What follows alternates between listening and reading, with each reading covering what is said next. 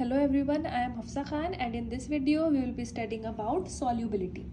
Before starting with the definition, let me tell you some basic concept.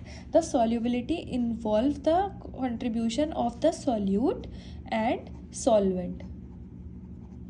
We have to remember solute is always present in less quantity and solvent in more quantity. जब हम solute को add करते हैं in solvent, that leads to the formation of solution. ठीक है, we all know this. अब ये solution किस एक्सटेंट तक बन सकता है, दैट इज कि ये सॉल्यूट किस एक्सटेंट तक सॉल्वेंट में ऐड हो सकता है, मिक्स हो सकता है, उसको हम बोलते हैं सॉल्युबिलिटी.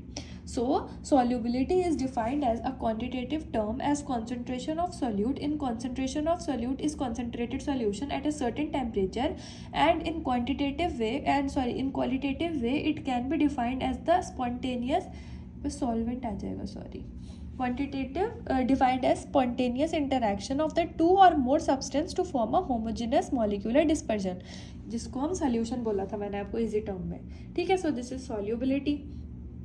अब हम इसको solubility को क्यों पढ़ रहे हैं, यह तो हम पहले पढ़ चुके हैं, आप फिजिकल फार्मेसी में पढ़ चुके होंगे, पर हम यहाँ पे कंप्रेशन कंसोलिडेशन के बीच में क्यों पढ़ रहे हैं, क्योंकि देखिए कंप्रेशन कंसोलिडेशन आपने पढ़ा, ठीक है, कॉम्पैक्शन भी पढ़ा.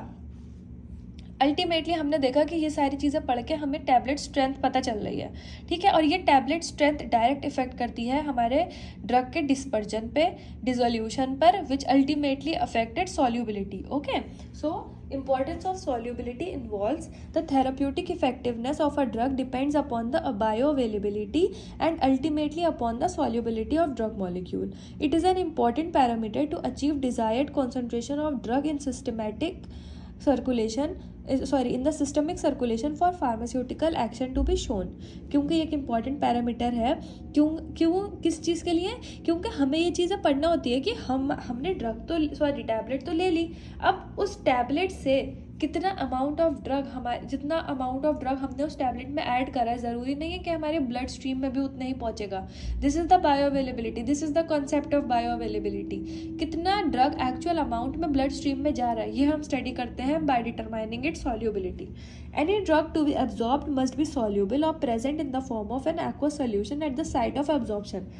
कोई भी ड्रग हमने ली है, बट जब उसका टाइम आता है एब्जॉर्प्शन का तो वो एक्वस होनी चाहिए, तभी वो इजीली एब्जॉर्ब हो पाएगी, और जितनी ज़्यादा एक्वस उतना अच्छा एब्जॉर्प्शन, और जितना अच्छा एब्जॉर्प्शन उतनी ज़्यादा बायो अवेलेबिलिटी.